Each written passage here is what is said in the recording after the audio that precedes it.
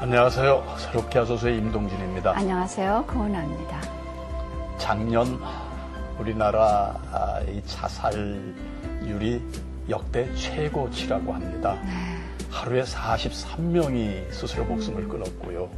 따져보니 30분에 1명꼴이 자살을 하게 됐는데요.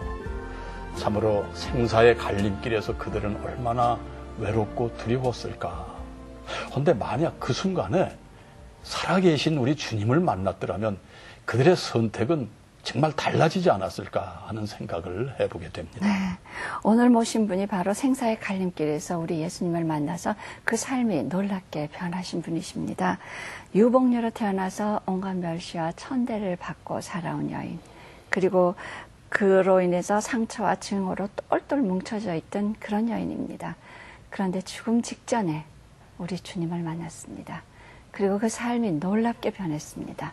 만나보시겠습니다. 한국보다 미국에서 더 활발하게 사역하고 있는 썬회님 목사.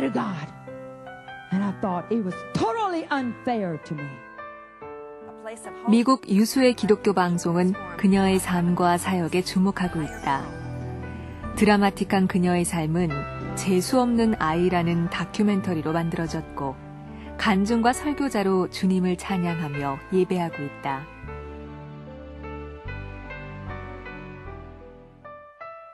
한국 이름 정순덕. 1950년 한국전쟁 중 유복녀로 태어나 불행을 몰고 오는 아이라는 멸시와 천대 속에 자랐다. 고아원에 버려졌던 기억, 폭력 속에 방치됐던 시간, 죄 짓고 방황했던 날들, 가치 없는 인생이라 생각했다. 분노가 쌓이고 상처가 쌓일수록 관계는 깨어지고 불안은 깊어만 갔다.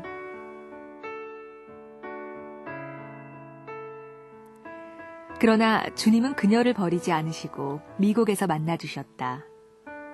사망의 음침한 골짜기. 그렇게 자살의 문턱에서 주님을 만나 새로운 삶이 시작됐다.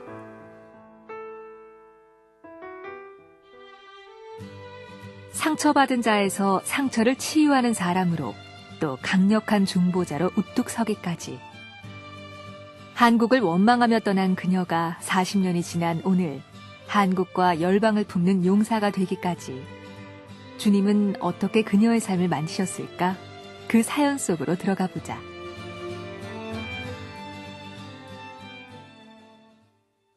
네, 그야말로 사망의 음침한 골짜기에서 주님을 만나시고 새 생명을 얻어서 이제는 상처받은 영혼들을 치유하시는 치유자로 세움을 받으셨습니다. 썬회님 목사님 오늘 모셨습니다. 어서 오세요, 목사님. 안녕하세요. 예, 기대되는데요. 저 사역지가 미국이시죠? 예, 지금 현재 미국에서 남편이랑 한 30여 년 목회하고 있습니다. 그러니까 미국 어디? 인디아나 주 그린필드라는 시에서 살고 있습니다. 네. 아니 그런데 너무 젊으세요, 목사님. 예, 하나님 은혜를 많이 받으면 더 젊어 보이는가 봐요. 감사합니다. 한국엔 자주 오세요? 한국에 1년에 한 서너 번은 와요. 어떤 일로요? 제가 이제 아가페 신학원 그 김태진 학장님 그 신학원에서 제가 강사로 1학기, 2학기 때도 제가 강의하고 또 내적 치유 그 소그룹을 이렇게 제가 인도하고 치유 사역을 하고 있어요. 네. 그래서 그들을 위해서 가끔 한 번씩 나옵니다. 네. 그 한국에서 이제 목사님 책이 출간이 됐었어요. 오래전에 재수 없는 아이. 예.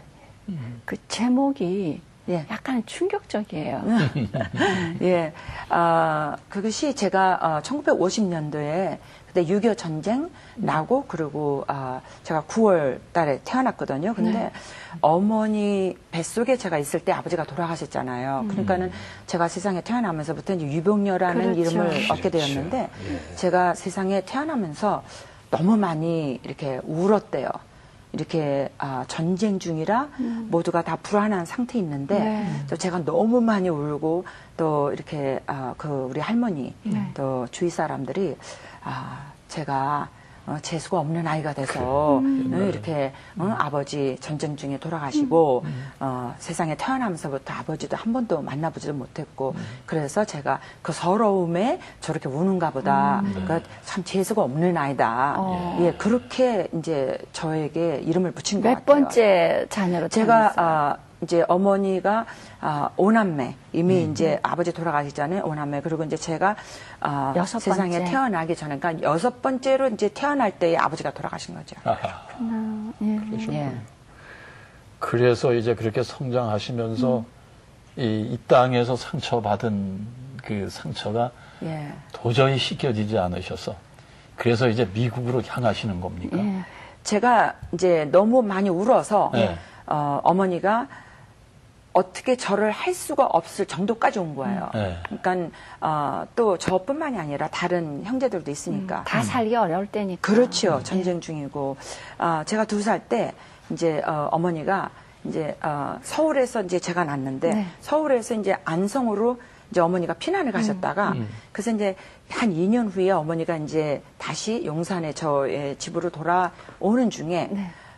그 한강을 건너야 되는데 이제 어머니가 그때 도민증이라는 게 없었대요. 네, 네. 그때 당시에. 예. 근데 제가 너무 우니까 그 이제 한강을 이제 밤에 야매배를 타고 네. 오는 사람들이 있었는데 그때에 이제 제가 너무 우니까 들통나죠.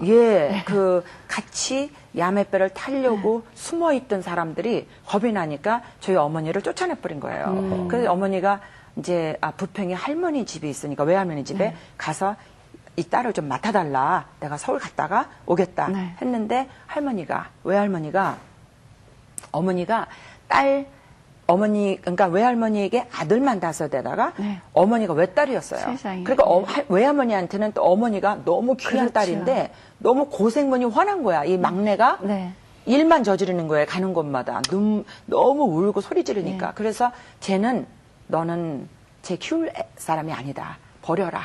그렇게 된 거죠. 그래서 저를 어머니가 버릴 수가 없어서 이제 애 없는 집에 양자를 주었는데 네. 그 양녀로 간 그 집에서 제가 또 너무 운 거예요. 네. 그래서 저를 고아원에다 갖다 준 거예요. 한 달 예. 만에. 예. 그 고아원에서 3년을 살았는데 제가 고아원에 가 있는 동안에 어머니가 너무 죄책감에 아버지도 돌아가셨고 또 막내를 버린 그 마음에 식사도 못 하시고 잠도 못 주무시고 그리고 어머니가 너무 이제 과로하셔서 어느 날 아침에 일어나니까 눈이 안 보이는 거예요. 그러니까 그냥 하루아침에 소경이 돼버린 거예요. 그래서 3년을 어머니가 아무것도 보지 못하고 이제 말로는 이제 어머니는 제가 양녀로 간 집에서 잘 살고 있는 줄 알았는데 나중에 알고 보니까 제가 고아원에 있다는 거예요. 그래서 어머니가 고아원에 저를 찾으러 왔어요. 그래서 제가 5살 때 어머니가 저를 찾아서 집에를 오게 됐는데 제가 집에 오자마자 2주일 만에 어머니 눈이 떠진 거예요.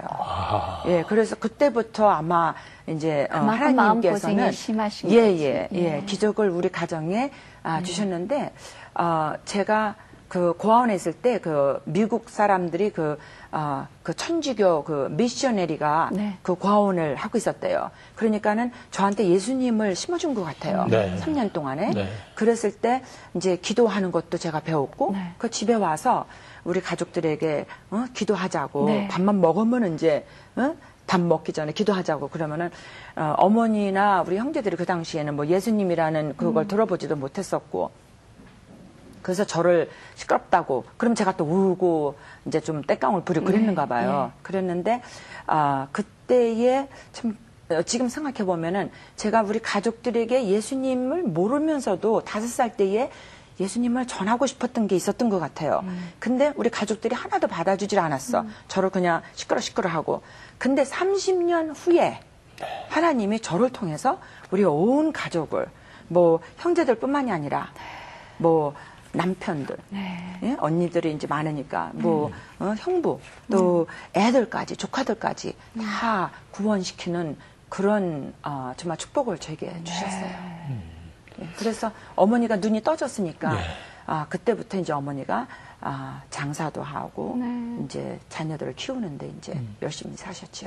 그러면 그 이후 어머니를 만나서 다시 이제 모든 게 회복이 돼 가시는 겁니까? 아니면 그때도 여전히 재수 없는 아이로 성장을 하시는 겁니까? 저는 제가 재수 없는 아이라 하는 거를 하도 이렇게 제가 집에 오면서부터 저는 동네 사람들이 모여서 서로 이렇게 화투 치면서 네네. 얘기도 하고 막 동네 사람들이 서로 이렇게 모여서 저를 보면은 아유 저기 그 유복녀로 태어나서 아유 고아원에서 3년 살다가 온 아이야. 이렇게 그런 소리를 들었어요. 제가. 그리고 아유 저 재수 없는 아이가 돼서 다 울어서 너무너무 울어서 엄마가 키울 수가 없어서 남을 줬대. 네. 이런 소리를 듣고 자랐어요. 제가. 예, 그래서 내가 재수 없는 사람인가? 예, 그렇게 살았죠. 제가 어릴 때부터. 그래도 아까 이제 저희들이 자료 화면을 보면 여학교 때 교복 입고 막 웃으면서 네. 찍으신 사진들이 있고 이래요. 네. 그럼 이제 그 청소년기는 어떻게 지나셨습니까? 근데 저희 가정이 워낙에 가난했어요.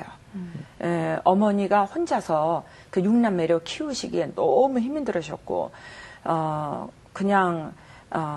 저는 막내로. 그러니까 우리 형제들이, 정말 학교를 공부를 많이 할 수 있는 그런 여건이 허락지 않았기 때문에, 아무리 하고 싶었어도 직장을 다녔어야 됐고.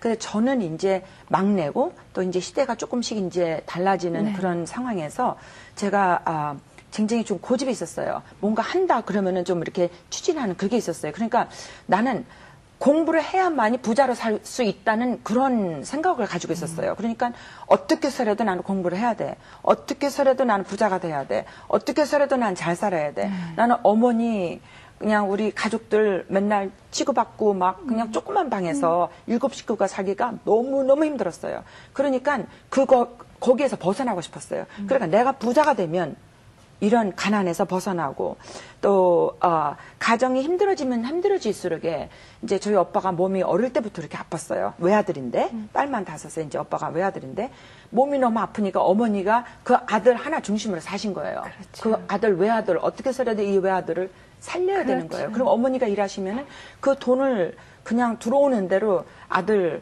수술 약값 무당들에다가 굿도 하고.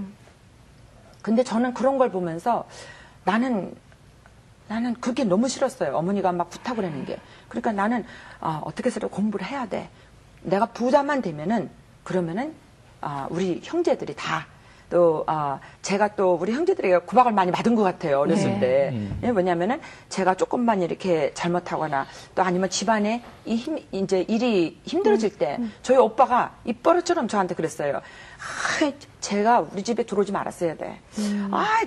쟤를 우리 집에 다시 데려오지 말았어야 된다고. 데리고 오지 말았어야 되는데 저 재수 없는 아이를 우리 집에서 키우지를 말았어야 되는데 쟤 때문에 우리 집안에 일이 안 된다. 그러니까 오빠는 몸이 아프고 어머니 고생하는데 도와줄 수도 없었고 또 형제들이 너무 힘들게 직장도 정말 그때 당시에 직장 구하기도 힘들었고 그러니까 너무 이제 힘들어질 때마다 제가 그 원망을 다 들은 것 같아요.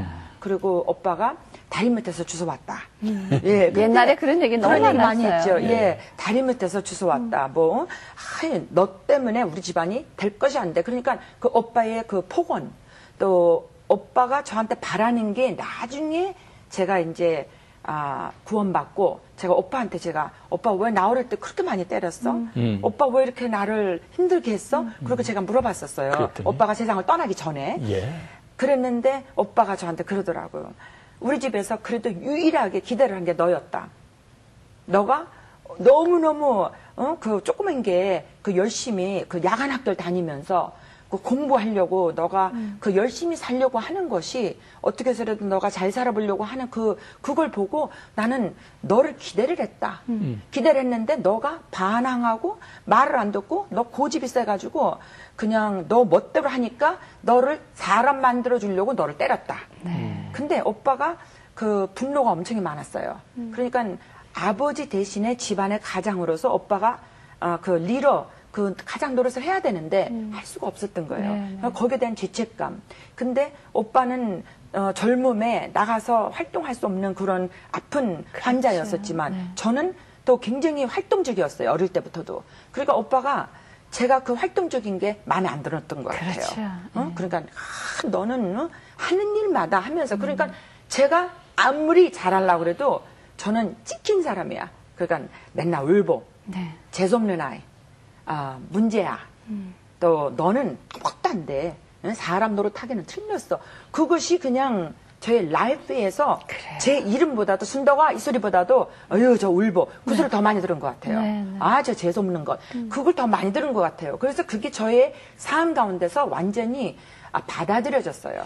저는 이런 사람이니까 저는 사람 구실을 못하고 살 거니까 누군가보다도 특별하게 뭔가 내가 뛰어나게 잘하지 않으면 부자로 살지 않으면 저는 사람 구실을 그렇죠. 못하고 그러기 산다고 위해서 생각했어요. 이제 뭘 어떻게 그러니까 하셨어요? 오기가 더 있었고 더 죽으면 죽으라고 열심히 그냥 낮에 그 쌍화차 네네. 예, 그런 거를 들고 다니면서 회사마다 다니면서 쌍화차를 팔았어요. 제가 직원들에게 네. 낮에 그러고는 저녁에 제가 학교를 다녔어요. 네. 그렇게 고등학교까지 졸업을 했어요. 제가. 네. 예, 그러니까 오빠가 저한테 그 행동으로는 저를 사랑한다는 걸 한 번도 보여주지 그러니까 그 않았어요. 생활력 있고 건강하고 막 하는 그걸 이제 자기는 못하니까 그게 미움이 가중이 된 거죠. 예, 그래서 저는 이제 그 이해를 못했죠. 네. 자랄지게는. 그리고 오빠가 너무 미웠고, 네. 그냥 오빠가 원망스러웠고. 근데 이제 제가 하나님을 믿게 되면서, 제가 오빠한테 어느 날, 그렇게 물었어요. 네. 왜 오빠가 그랬느냐. 그랬더니 오빠가 내가 기대치가. 누구보다도 너를 기대를 많이 했다. 네. 근데 너가 너무 말을 안 들어서 예. 너 사람 만들려고 때렸다. 그러더라고요. 목사님 그렇게 이제 쌍화차까지 팔면서 고등학교 이제 졸업을 했어요. 예. 한 목사님 목표는 뚜렷이 있어요. 부자가 돼야 되고 돈 예. 벌어야 되고 공부 예. 열심히 해야 돼. 예. 이제 그 다음에 어떻게 그 길을 헤쳐나가요? 근데 제가 그때 당시에 은행에서 이제 일을 했어요. 조산원으로. 이제 제가 은행에서? 은행에서 제가 고등학교 졸업, 제가 상업학교를 나왔기 네네. 때문에 고등학교 이제 졸업하면서 제가 이제 또 급사로 네네. 이제 또 이제 고등학교 들어가서는 제가 은행에 급사로 또 일을 했어요. 네. 그러니까 이제 급사로 일했기 때문에 고등학교 졸업하면서 이제 제가 조산원으로 이제 직원으로 이제 정식 직원은 아니고 예, 이제 이렇게 예, 일을 하게 됐는데 월급이 너무 적은 거예요. 저한테 흡족하지 않은 거예요. 이거 가지고는 부자 되기가 틀린 거예요. 그러니까 어릴 때부터 제가 삐뚤어진 마음으로 살았던 것 같아요. 오기로다. 그러니까 저는 돈을 벌으려면 무슨 수단과 방법을 가리지 말아야 돼. 그러니까 어떻게 해서라도 나는 부자가 돼야 돼. 네. 뭐 다리가 없는 사람이랑 결혼해서라도 나는 부자가 돼야 돼. 돈만 많다면. 또 두 잡을 떼어서라도 저는 돈을 벌어야 돼. 그렇게 살았어요. 그러니까 낮에는 은행에서 일하고 저녁에는 제가 팔탐을 이제 이렇게 직업 소개서를 찾아봐가지고 네. 제가 이제 요정을 알게 됐어요. 그래서 이제 그런데 가면 비밀 요정에 예전에 그런 거 많았죠. 예전에 이제 직업 소개서에서 예. 이제 소개해준다고 저는 사실은 모르고 간 거예요. 네네. 제가 사실은 똑똑한 척 하면서도 참 어리석은 데가 많았었어요. 그러니까 저희 식구들이 항상 그랬어. 야, 넌 똑똑한 척을 혼자 해도 너는 어리석다고, 너는 야근 척 혼자 해도 너는 그렇게 바보같이 행동한다. 이런 소리를 엄청 많이 들었어요, 제가. 근데 어리석었어요, 제가. 그러니까 그 사람들이 하는 말을, 직업 속에서 하는 말을 그대로 믿은 거예요. 알고 보니까 제가 이제 어느 날 요정에 가 있는 거예요. 네. 그런데 이제, 거기서 이제 저는 첫날부터 이제 막 그 TV 적잖게 들어오는 거예요. 그러니까 이거면은 난 돈 벌고 살겠다. 그러니까 아무도 모르게 비밀 요정이니까. 그러니까 한 이틀 정도 일했나 봐요. 이틀을 하고는 이제 그러니까는 그 첫날 저를 처음 온 거라는 걸 안 사람들이 남자들이 그렇게 계획하고 저를 이용할 줄은 몰랐죠. 근데 이제 그분들이 그 이튿날 또 와가지고 첫날에 팁을 많이 주고 저의 마음을 확 산 거예요. 그래 놓고는 그 이튿날 이제 늦게까지 저를 이제 술을 먹게 하고는 그러고는 제가 통행금지가 있었잖아요. 예, 그때. 통행금지가 있으니까 집에 못 들어간 거죠. 그러니까는 집에 데려다 준다. 차가 그때 있는 사람들이었었어요. 그러니까 집에 데려다 준다. 그러고는 이제 집에 안 데려갔죠. 그러고는 저를 이제 겁탈했죠 그날. 네. 그래서 아유, 그때 어린 당시에 나이인데. 그 상처가 이제 오빠한테로 아침 새벽에 이제 통행금지 해제되고 들어갔을 때 오빠는 이미 밤을 꼬박 새고 저를 이제 기다리고 있는 거예요. 넌 들어오기만 해봐라. 내가 오늘 너 죽인다. 이제 이렇게 된 거죠. 그때까지만 해도 저는 오빠가 항상 입버릇처럼 한 소리가 있었어요. 언제 너 잘못 걸리면 내가 너를 싹싹 밀어버리고 다리를 분질러 놓을 것이다. 그럼 너는 나가지 못할 것이다. 그러니까 항상 그게 무서웠어요. 그러니까 제가 이제 오빠한테 비밀 요정 나간다는 것도 거짓말했고 그렇죠. 또 제가 이제 밤에 안 들어왔으니까 오빠는 지금 밤새도록 뭐 저를 기다리고 있는 그 분노가 뭐 새벽에 들어가니까 오빠가 그냥 뭐 저를 그냥 두지 않을 눈치인 거예요. 너무 지쳐가지고 오빠가 내가 잠을 조금 자겠다. 너 오늘 직장 가지 말아라. 은행에 가야 되는 거예요, 제가. 낮에, 아침에. 근데 너 가지 마. 너 거기 앉아있어. 근데 그 방에서 구석에서 무릎을 꿇고 그때 저 18살인데 18, 19 그렇게 됐을 텐데 근데 무릎을 꿇고 그냥 오빠가 일어나라고 할 때까지 저는 이제 거기 앉아 있어야 되는 거예요. 근데 오빠가 어느 순간에 코를 골더라고요. 오빠 자는 모습을 보고 제가 그때다. 그러고 제가 이제 옷 몇 가지를 챙겨서 도망을 가버렸어요. 그때부터 이제 저는 인생이 이렇게 험악한 줄은 몰랐지. 어디로 집에서 도망갔어요? 힘들게 살았다는 것이 그게 행복인 줄은 몰랐었어요. 근데 실제로 진짜 제가 그 세상 속에 뛰어들어서 그 아픔을 경험했을 때는 와 이런 세상이 있었다는 거를 저는 지옥이 이것이구나. 그걸 제가 많이 지금 깨달았어요. 이제 집을 나오셨을 때가 이렇게 들잡아서 생각하면 60년대, 1960년대? 제가 이제 68년도에 고등학교 졸업했어요. 그러니까 이제 예, 그 후반. 그러니까는, 예. 그때 뭐 다 너나 살기 어려울 때잖아요. 예, 정말 예. 가출인데 집을 나오셔서 이제 뭐 그러니까 하세요? 제가 가출하면서 이제 오빠는 저를 완전히 우리 집에서 너를 제명하겠다. 족출을 너는 시킨다. 우리 식구가 아니다. 이렇게 돼버렸죠. 그러니까 저는 이제 완전히 집에를 들어가지 못하는 사람이 돼버렸고 저는 어차피 이렇게 된 거 그러면은 저는 돈을 벌겠다. 그러니까 낮에 은행에 계속 다니면서 저녁에 이제 요정에 가겠다 했는데 그것도 마음대로 안 되더라고요. 그것도 거기를 갔는데 이제 저를 이제 겁탈한 사람들이 다시 온 거예요. 와서는 저를 순진한 걸 본 거예요. 그러니까 순진한 걸 보고 저를 한마디로 말하면 이제 유혹을 한 거지. 지금 이제 생각을 해보면 너 이렇게 이런 데서 일할 여자가 아니야. 너무 순진해. 너 이런 데서 하면은 너 큰일 나. 이러니까 내가 너를 살 수 있는 길을 열어주겠다. 예, 그러니까 내가 너를 잘해줄 테니까 나하고 이렇게 좀 시간을 좀 갖자. 이러니까 저는 믿은 거예요. 예, 제가 좀 그런 어리석음이 있어서 어리니까. 어렵고 믿었어요. 그리고 그 당시에는 뭐 너무 무서웠어요. 세상이 무서웠어요. 그냥 며칠 사이에 너무 저한테 그 엄청난 일들이 일어났기 때문에 저는 그냥 지금 살고 있는 것이 내가 지금 목숨이 붙어 있다는 거 하나뿐이지 어떤 소망이라든가 여기서 내가 어떻게 극복을 해야 되는가조차도 몰랐어요. 그럴 적에 그 사람은 지금 나한테 천사같이 나타나는 거지. 그렇죠. 예, 그러니까 살려주겠다 이렇게 나타나는 거예요. 그러니까 저는 혹 하고 달려갈 수밖에 없었어요. 근데 결국은 그 사람은 부잣집 아들이었어요. 부잣집 아들이었는데 그 사람이 한마디로 말하면 건달이야.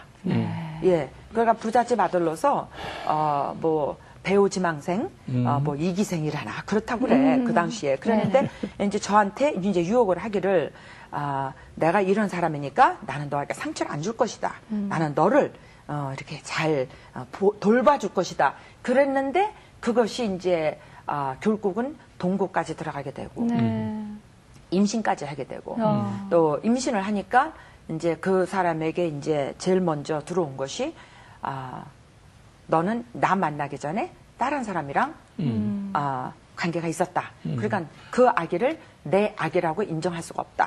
그러니까 첫째, 나는 너를 사랑하지 않는다. 둘째, 나는 그 아기를 책임질 수 없다.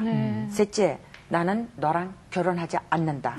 그렇게 돼버린 거예요. 그러니까 저는 집으로 들어갈 수 없는 상황이고 배는 점점 커지고 그러니까 이제 먹을 것도 없고 그 사람은 집안에서 완전히 찍힌 사람이고 그 부잣집이기 때문에 그 집에서 이제 막 뭐 귀한 물건은 다 끄집어내서 막 전당포에다 갖다 이제 팔고 뭐 맡기고 그러고 이제 저한테 라면이라도 좀 사다주고 또 먹을 거를 이제 조금씩 이제 갖다 줬지만 때때로는 며칠씩 음식도 못 먹은 거예요. 배는 불어 올라오고. 그러니까 이 사람은 막 술이 취하면 저보고 제발 나 좀 살려달라. 제발 떠나라. 네. 너의 집으로 들어가라. 제발 나 좀 풀어달라. 나는 너랑 결혼 안 할 거고 이 얘기도 책임져 줄 수 없으니까 빨리 얘기를 띄워라. 근데 저는 그럴 상황이 아니었었어요. 너무 겁이 많았고 그러니까 나는 막 사정하는 거죠. 나를 버리지 말라달라고. 그랬는데 아기가 이제 점점 커지면서 그 사람이 부담이 커지는 거예요. 그러니까 이제 제가 떨어지지가 않으니까 그 사람은 폭행이 이제 시작되는 거예요. 근데 그 당시에 제가 오빠의 폭행이 무서워서 집을 뛰어나갔는데 제가 지금 사랑한다는 사람한테 또 폭행을 당해. 폭행을 당하는 거예요. 그리고 그 폭언이라는 거는 말할 수가 없는 거예요. 너무 희한하게 아무한테도 저는 누구에게 말한 적이 없어요. 나는 어릴 때부터 그 재수 없는 아이라는 그 이름을 항상 뭐 달고 살았다는 거를 난 누구한테 말을 한 적이 없는데 그 사람의 입에서 나오는 말이 내가 너를 만나기 전까지는 내 인생이 잘 나갔다. 근데 내가 너를 만나면서부터 재수가 내 없다? 인생이 삐뚤어졌다. 그러니까는 너를 만나면서부터 나는 재수없는 남자가 돼버렸다. 그러니까는 너는 재수없는 여자다. 그러니까 나는 절대 너랑 결혼할 수가 없다. 그렇게 나오는 거예요. 그러니까 저는 6개월 그 임신에 먹을 것도 없고 이제 배는 불러오고 가만히 생각을 하니까 이 아기가 태어난다면 나하고 똑같은 상황이 되는 거예요. 아버지 없이 태어난 내가 재수없는 아이로 찍혔는데 아비가 없는 거예요. 애가 태어나면은 아비 없는 자식이 된다. 그럼 너도 재수없는 아이가 된다. 그러면은 세상에 태어날 이유가 없다. 그러면은 차라리 죽는 것이 나을 것이다. 그런데 그 아기를 이제 어떻게 띄워버릴 수 있는 그런 제가 이제 저희가 없는 거예요.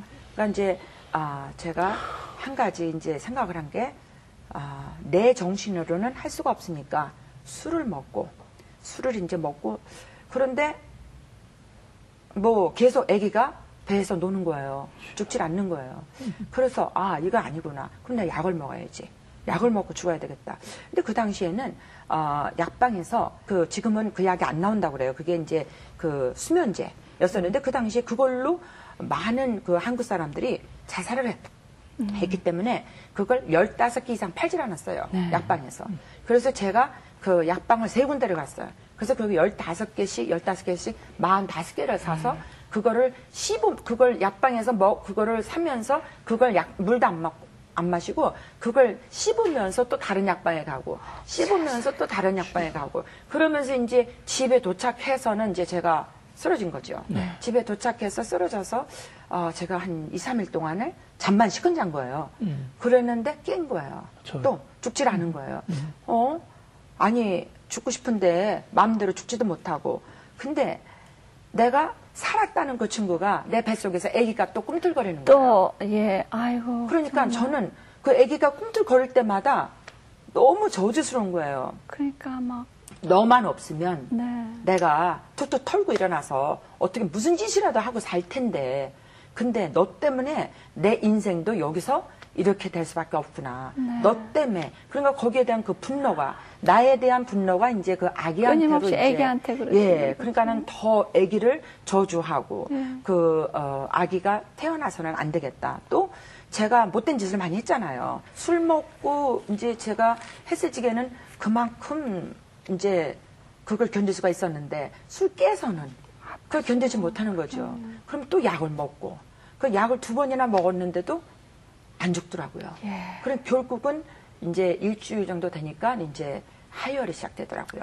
그때 이제 제가 병원을 간 거죠. 그때 이제 아기를 이제 그때 낙태한 거죠. 아유, 그 애기가 뱃속에서 너무 고생을 했다. 그때 제 책에 그때의 그 챕터를 뭐라고 썼냐면 Hell on Earth, 이 땅의 지옥.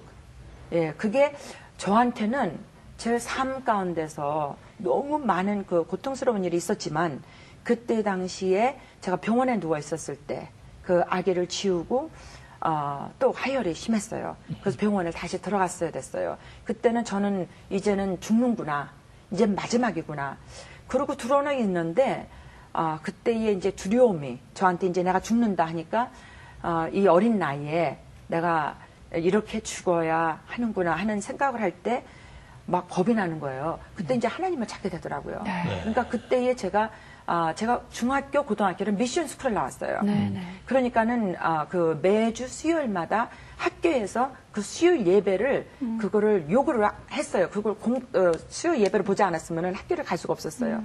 그래서 그 예수님을 들은 그런 기억이 있었고, 그런데 제가 이제 14살 때 이제 예수님을 이제 받아들인 그 경험도 있었고, 근데 그때 당시에 제가 예수님을 그 받아들인 이유는 그러더라고요.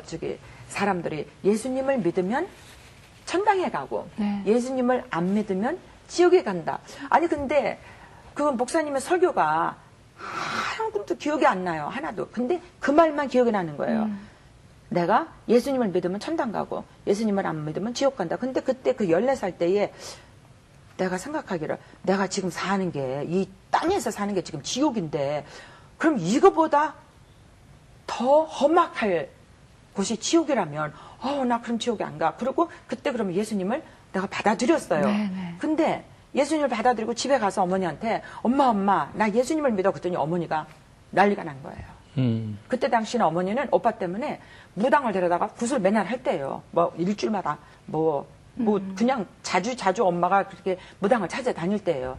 그러니까 어머니가 야야야 그건 미국 신이라 미국 신 저한테 하는 소리가 한국에는 부처가 우리 신이래요. 근데 미국 신은 그 예수인지 뭔지 그거는 아니다. 그러면은 그 두 하나님이 이제 어머니의 이제 그 짧은 이제 이해가 없었으니까 그러니까 두 하나님이 싸운다.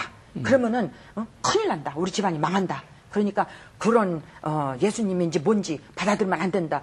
그러니까 제가 혼돈이 들어온 거예요. 그래서 그때 제가 이제 그런가? 근데 그때 당시에는 왜 이렇게 예수님 믿는 사람이 가난한 사람들이 이렇게 많아요? 너무 많은 거예요. 제 주를 볼 때. 그러니까 저는 그때 부자 되고자 하는 그 오기로 살고 있는데 그 예수님 믿고 교회 다니면 저렇게 가난하게 살아야 되나? 그럼 나 정말 싫어. 그러고 제가 예수님을 버렸어요. 근데 지금 병원에서 죽어간다는 그 상황에서 가장 지금 급하게 붙는 게 하나님이더라고요. 제가 하나님이 살아계시다면 제가 제 마음속에서 하나님이 살아계시다면 나를 한번 살려주세요. 그럼 내가 하나님을 섬길게요. 그랬는데 그때 그 말을 하자마자 저에게 들려온 음성이 그때 당시에 제가 아무 말씀에 기분이 없었기 때문에 모른 거예요. 근데 마귀가 이제 그렇게 음성을 들려주는 거 전 몰랐죠. 그 저한테 무슨 소리가 들냐면 하나님은 거룩하신 하나님이다. 근데 너는 너무 더럽고 추한 인간이다. 그렇기 때문에 너가 아무리 하나님께 부르짖어도 그 하나님은 너의 기도를 들어줄 수가 없어. 너같이 더럽고 추하고 그런 불의한 인간은 하나님께서 받아줄 수가 없어. 근데 그 당시 제가 혼자서 맞아. 난 너무 더러워. 내가 보더라도 내가 너무 추한 거예요. 너무 내 자신이 하나님 앞에 가기가 부끄럽고 난 자격이 없는 사람. 그러니까 금방 그 하나님을 떨어버렸어요. 그 하나님이 저한테 어떤 그 위로나 그 하나님이 어떻게 저를 만져주실 기회도 주질 않았죠. 그런데 저는 기회를 주지 않았다고 생각했는데도 그래도 그 하나님이 저를 만져주셔서 죽을 고비를 넘기게 해주셔서 제가 또 이렇게 살아났어요. 네. 그러면은 이제 아기를 낙태하신 이후의 삶이 좀 변화가 있으셨나요? 아니면 여전히 그런 상태였었나요? 힘드신가요? 이제 그 아기 아빠랑 헤어졌죠. 헤어지고 그 사람은 그 사람대로 나아가고 저는 이제 미국 그 군인이랑 사는 친구가 있었어요. 그런데 그 친구가 저한테 그러는 거예요. 야, 너는 이제 한국에서는 살기는 틀렸다. 너는 이제 한국 사람이 어떤 사람이 너를 받아주겠냐. 너 애까지 그렇게 떼었는데. 그러니까 너는 결국은 이 땅에서 살지 못할 사람인가 보다. 그러니까 내가 이 미국 사람이랑 결혼했는데 한국 사람이 나한테 너무 잘해준다. 어떤 한국 사람도 나한테 그렇게 잘해준 적이 없었다. 근데 그 사람이 나한테 너무 잘해주니까 내가 그 친구를, 남편의 친구를 소개해주겠다. 그러는 거예요. 그래서 제가 거기서 제가 혹했어요. 네. 제 마음속에는 이 한국을 떠나고 싶었어요. 또 저의 가족들도 이미 그때 당시에는 제가 너무 먼 길을 가버린 거예요. 그렇지. 우리 가족이 볼 때는. 네네. 그러니까 저한테 뭐 이렇게 오픈도가 뭐 언니들이나 엄마나 다 오픈을 했는데 오빠가 오픈을 안 하니까. 근데 오빠가 우리 집에 가장이었으니까 가장이죠. 오빠의 말을 다 그럼요. 따라했어야 하는 예. 그런 상황이었었어요. 그러니까 오빠가 아니야 하니까 우리 형제들도 언니들도 아무 도움을 줄 수가 없었어요. 예. 저한테. 어머니까지도. 네. 그래서 제가 집에도 들어갈 수 없는 상황이라면 그럼 나는 미국으로 가겠다. 그럼 난 미국 남자를 만나서 시집가겠다. 그래, 만나셨어요? 그래서 제가 이제 미군을 만났어요. 미군을 만나서 이제 그 미군이 미국에 들어가서 저를 초청을 해줬어요. 네. 그래서 미국에 들어가서 이제 결혼하고 이제 새 땅에 들어가서 그럼 몇 년도에 미국 가셨어요? 그때가 1972년도예요. 72년도. 예. 미국 어디로 가신 거예요? 제가 인디아나 주로 들어갔어요. 네, 이제 예. 가셔서 이제 그러면 새 땅에서 새 삶을 사셔야죠. 새 땅에서 새 남자와 네. 예, 새 삶을 네. 살기를 원했죠. 그리고 엄청난 기대를 많이 하고 들어갔죠. 그런데 제가 기대했던 것보다 또 너무 놀란 것이 저는 미국 사람들은 가난한 사람이 없는 줄 알았어요. 그때 당시에는 다 미국은 우리 부자 나라. 예, 우리의 생각하기에 그냥 네. 다 뭐든지 풍족한 나라, 가난한 사람이 없는 나라. 그랬는데 제 남편이 그렇게 가난한 남자인 줄은 상상을 못했죠. 집안이. 예, 집안도 가난했고 네. 또 그 사람이 저를 만나기 전에 또 미국에서 결혼을 2번 하고 이혼하고 그러고 나온 사람이에요. 그러니까 그 사람에게 또 엄청난 상처가 있었고 또 결혼을 하고 나서 또 그 이제 미국의 그 영어로다가 뭐 뱅크럽트라는 게 있었는데 그게 이제 여기로 말하면 파산, 네. 재산 파산하는 네. 그런 거를 하고 나온 거예요. 그러니까 현금이 없이는 아무것도 할 수 없는 아주 신용이 밑바닥까지 내려가 있었으니까 그러니까는 돈은 버는 대로 또 양육비 애들들이 또 그 본부인하게 있었으니까 양육비를 또 내줘야 돼요. 그런데다가 또 이제 워낙에 우리가 가난했어요. 그러니까 돈을 그 양육비를 미국에는 그런 것들이 굉장히 많이 정말 새로운 부부가 그 지난 과거로 인해서 그걸 고통을 많이 받아요. 그 양육비 문제로다가. 네. 그런데 이제 저는 그 가난한 남자를 만나서 이렇게 나를 고생시킨다. 그러니까 미국에 들어가면서 저는 일을 했어야 돼요. 예, 그러니까 뭐 파출부로 시작해서 공장에, 뭐 바느질 공장에, 무슨 뭐 망치 만드는 공장에, 뭐 하여튼에 박스 만드는 공장에, 공장이랑 공장은 전전하면서는 이제 일을 하고, 근데 시집 식구들이 또 제가 한국 사람이라는 거를 인정을 안 해준 거예요. 한국 사람을 굉장히 무시했어요. 그 당시만 해도 코리안 하면은 굉장히 무시했어요. 지금은 참 하나님께 감사한 것이 한국 사람들을 그렇게 무시하지 않아요. 한국 나라가 부강되면서 또 크리스찬들이 또 한국에서 많이 일어나면서 미국 사람들에게 그렇게 무시를 안 당해요. 근데 그 당시만 해도 한 40여 년 됐으니까 그냥 가난한 나라죠. 뭐. 가난한 나라로 그리고 이렇게 굉장히 그러니까 일본 사람 하면은 하고서는 물어보고. 다시 한번 이렇게 쳐다봤는데 한국 사람 코리아 이러고 전부 그 미국 아직 사람들이 미개한 나라로 아주 받았죠. 무시했었어요. 예. 우리 시부모님이 너무 싫었던 거예요, 그게. 제가 한국 사람이라는 거. 그리고 이제 영어를 이제 못하니까 영어 못하는 거. 또, 제가 가는 곳마다 이제 한국 사람의, 그거 제가 어떻게 숨길 수 없는 현실인 거 어떡해요. 그래서 그 시부모님이 저를 구박을 많이 했어요. 예를 들어서 한국 사람의 그거를 없애버리고 싶었어. 그러니까 음식도 먹지 말아라. 한국 음식도 먹지 말아라. 또 한국말도 하지 말아라. 그러니까 영어를 못하니까 뭐 이건 뭐 영어에다 한국말에다가 막 나오는 대로 그냥 뭐 하는 거예요. 그러면 어쩌다가 한국말로다가 제가 한국 사람한테 이렇게 전화를 하게 되면은 막 야단하시는 거예요. 막 그리고 한국 음식을 먹으면은 그 시어의 부모님 집에서 얼마 동안 살았는데 창문을 다 열어놓는 거예요. 어떤 때는 새벽 2시에 일어나서 너무 배고프니까 새벽 2시에 일어나서 이제 그냥 살금살금 이제 그 부엌에 들어가서 이제 그 고추장 그 이제 그때 당시에 어머니가 이제 저런 미국에 들어올 때 고추장을 주시고 그리고 김, 메릴치 이런 게 있었어요. 그래서 이제 그거를 이제 조금 어떻게 냄새를 그렇게 알고 나오시는지 시어머니가 나오셔서 선풍기를 틀고 창문을 다 열어놓고 새벽 2시에 그러고는 막 영어로다가 별별 소리를 다 하시는 거예요. 저는 밥을 먹으면서 서러워서 씹지도 못하고 그냥 눈물을 그냥 막 줄줄줄줄 이제 그리고 그걸 못 먹는 거예요. 밥도 못 먹는 거예요. 그리고 텔레비에서 이제 그때 그 이렇게 쇼 같은 게 많이 예능 쇼가 많이 있었고 이제 무슨 게임 쇼가 있었는데 근데 그 한국 분들 뭐 이렇게 뭐 각 나라 사람들이 미국에 이제 그 다민족이 모여 사는 곳이니까 각 나라 사람들이 모여서 그 게임에 나오는 거예요. 그러면은 예쁜 동양 사람이 나오면은 우리 시어머니가 앉아서 그래요. 아유 저 여자는 틀림없이 자페니스야. 일본 여자야. 그런데 아유 정말 못생긴 여자가 나오면 그러는 거예요.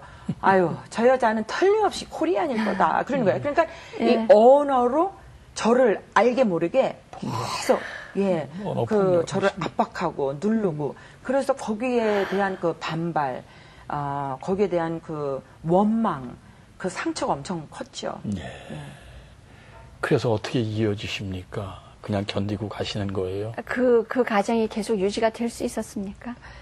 그런데 이제 제가 이제 결혼한 지 4년 됐는데 결혼한 지 4년 됐는데 저희 남편이 이제 투잡을 뛰고 저도 이제 일을 열심히 해가지고 이제 우리가 좀 잘 살아보자 이제 그렇게까지 됐어요. 애 둘도 낳고 또 어머니도 제가 이제 항상 제가 어릴 때 어머니한테 한 소리가 있어요. 엄마 내가 이 다음에 엄마를 모실게. 내가 엄마를 꽃방석에 앉혀드릴게. 엄마 행복하게 해드릴게. 엄마 고생시키지 않을게. 그런 얘기를 제가 입버릇처럼 했어요. 어릴 때. 그래서 어머니가 이제 오빠가 몸이 아프기 때문에 엄마를 보살필 수 있는 그런 상황이 아니었기 때문에 이제 어머니를 제가 모시기로 생각을 했어요. 그래요? 그래서 제가 어머니를 수청을 했어요. 그래서 어머니가 이제 미국에 들어온 지 한 6개월 정도 됐어요. 그런데 저는 이제 열심히 일을 하고 저희 남편도 이제 두 잡을 뛰고 그래서 이제 돈을 모아서 이제 조금 집도 장만하고 이제 애 둘 낳고 이제 행복하게 사는가 했는데 어느 날 저희 남편이 이혼하자고 그러는 거예요. 갑자기. 근데 저는 저희 남편이 저랑 이혼을 하자고 저한테 먼저 손을 내민다는 거는 상상을 해보질 않았어요. 왜냐하면 저가 생각할 적에는 그게 천치가 아닌다면은 정말 바보가 아닌다면 아니 결혼을 2번 제가 3번째 부인 또 애들들이 또 본부인에게 둘 나한테 또 둘 그렇게 하면은 이 사람은 평생을 양육빈에다가 이 사람은 사람 구실 못하고 살 사람인 거예요. 제가 볼 때 그게 판단이 되는 거예요. 그러니까 저는 또 그거를 이용한 거예요. 저는 몰랐지. 저 상처가 이제 저희의 아픔을 저는 감추고 살은 줄 알았는데 저희 아픔을 저희 남편한테 굉장히 많이 그 폭발하고 살았더라고요. 그러니까 남편이 저희의 뜻대로 따라주지 않을 때 저의 생각대로 제가 이제 그 남편을 지배를 했어야 돼. 그 남편을 컨트롤을 하면은 모든 게 다 괜찮았어요. 근데 남편이 내 말에 거역할 때 그때는 저는 이제 반항하는 거예요. 그 반항이 이제 이제 남편을 이제 완전히 버리는 거죠. 그렇게 되면 이제 그 남편이 막 잘못했다고 막 비를 정도로 그렇게 되면 이제 내가 마지못해서 용서해 주는 걸 그렇게 삶을 살았어요. 몇 년을. 근데 이 남편이 나 없으면 난 죽는다. 그거를 저는 완전히 그렇게 알고 살았어요. 근데 이혼하자. 갑자기. 아니, 나 없으면 당신 죽을 줄 알았는데. 어떻게 나랑 이혼하지? 근데 당신 미쳤어? 어떻게 이혼하지? 그럼 이제 저는 이제 말이 안 되니까. 이거 말도 안 돼. Are you sure? 아니, 정말? 당신 정말 이거, 정말 당신 진심이야? 그러고 물어보니까. 진짜라는 거예요. 저는 다른 여자가 있는 것도 모르는 거예요. 그래서 에이 설마 농담이지. 그냥 나 겁주느라고 하는 소리지. 그랬더니 아니라는 거예요. 내일 변호사한테 가서 이제 이혼장을 내놓겠다. 근데 그날 그 충격이 엄청났어요, 제가. 그럼요. 그래서 그날 대판 싸웠어요. 네. 아주 뭐 머리가 깨지도록은 아니지만 뭐 큰 소리 나고 하여튼 동네가 떠나가라고 소리 지르고 싸우고 이제 제가 그 가족들도 다 부르고 그 가족들에게도 저 당신의 그 브라더리 당신의 아들이 저렇게 바본지는 난 몰랐다. 어떻게 애 둘을 양쪽에다가 앞으로 양육비를 어떻게 감당하려고 그러느냐. 또 어떻게 남자가 4번째 결혼을 하려고 하느냐. 그러면서 저는 그거를 이제 이용을 하면서 이제 막 부모님한테도 또 브라더한테도 이제 막 이제 그 남편을 막 이제 때리는 거죠. 한마디로 말로. 근데 이제 뭐 시아버지도 심장이 나쁘고 우리 어머니도 이제 뭐 놀래가지고 그냥 다 쓰러져 버린 거예요. 그럼 막 병원에서 뭐 응급차가 달려오고 이제 막 난리가 났던 거예요. 새벽 2시까지 싸우다가 갑자기 저희 남편이 만약에 네가 원하면 나 떠나지 않을 테니까 그럼 오케이 I will stay 있겠다 그러는 거예요. 그래서 저는 그래? 그 당신이 있겠다면 그래 fine. 그러고서 이제 그날 저녁에 이제 넘어갔어요. 근데 그 이튿날 어머니가 일어나지 못하는 거예요. 어떤 어머니? 우리 친정 어머니가. 어머니. 미국에 온 지는 6개월 됐고 미국에 와서 아무 영어를 모르잖아요. 근데 사위가 밤에 일을 하면은 밤에 일하고 아침에 들어오면 저는 또 아침에 일을 나가는 거예요. 그러니까 둘이 그 부부가 그 부부의 행세를 못하고 사는 거예요. 그럼 어머니가 보면은 우리가 만날 때마다 싸우는 거예요. 그러니까 어머니가 저한테 그러는 거예요. 애야, 내가 보니까 너 그 부부가 부부 행세를 하고 살았는데 여자 그 아내가 좀 고분고분하지. 너 왜 이렇게 대가 세냐. 왜 이렇게 남편한테 맨날 소리 지르고 싸우냐 이러시는 거예요. 근데 그 당시에 저가 그 말씀을 주면서 어머니가 저 여자가 좀 고분고분하고 제가 거기서 제 마음에 그러니까 그 한국 남자에 대한 그 분노가 있었더라고요. 네. 그리고 어머니가 생각하는 그 현모양처 같은 거는 저는 거리가 너무 멀은 거예요. 저는 그랬기 때문에 한국을 떠났던 거예요. 그런 사람이 되고 싶지가 않았고 왜냐하면은 이미 나는 그 선을 넘어선 사람이 돼버린 거예요. 미국 사람이랑 결혼할 적에는 그게 싫어서 온 거거든요. 그래서 내가 어머니한테 그랬어요. 엄마 무슨 소리야? 엄마 나 그런 게 싫어서 미국에 온 거야. 그러니까 엄마 그런 소리 하지 마세요. 나 미국 사람이랑 살 적에는 내 마음대로 내가 살고 싶어서 내가 미국 사람이랑 사는 거야. 그러니까 아무 소리 말라고. 근데 그때 당시에 제가 하나님을 믿은 지 3개월 됐어요. 근데 하나님을 믿었을 때 그때 당시에 이제 그 주위 사람들이 저한테 지금 부흥회 때에 그 뭐 예수님을 영접하라고 이제 그러니까 저는 죄인인지 모른 거예요. 그냥 미국 교회에서 영어를 못 알아들었는데 그 부흥 강사님이 간증을 했는데 그게 저한테 스토리가 너무 같은 거예요. 제 라이프 스토리 같은 거예요. 그래서 어떻게 저럴 수가. 그리고 가슴이 뚝딱거리는데 옆에서 도와주겠다고 앞으로 같이 가자고 그래서 제가 그때 이제 예수님 영접했어요. 근데 저는 예수님을 영접하는 것이 예수님을 섬긴다는 것이 그냥 교회 열심히 다니고 문 열렸을 때마다 교회 다니고 그리고 목사님이 시키는 대로 순종 잘하고 그냥 봉사 잘하고 그것이 저는 예수님을 섬기는 건 줄 알았지 그 예수님과의 그 1대1의 만남이 있어야 되고 또 그 하나님과의 그 관계성을 저는 몰랐었어요. 그러니까 3개월 동안은 예수님을 믿으면서 교회를 잘 다니면서 제가 뭣도 모르고 저는 하나님을 모르거든요.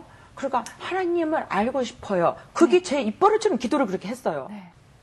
네, 아쉽지만 오늘은 여기까지 들어야만 할 것 같습니다. 어쩌다가 재수없는 나이라는 얘기 한 번만 들어도 글쎄 그 기분 상상할 수가 없습니다. 그 상처는 얼마나 깊은지요.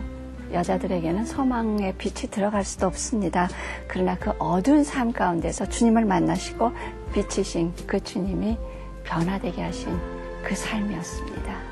네, 참으로 상처와 고통 속에서 만난 주님.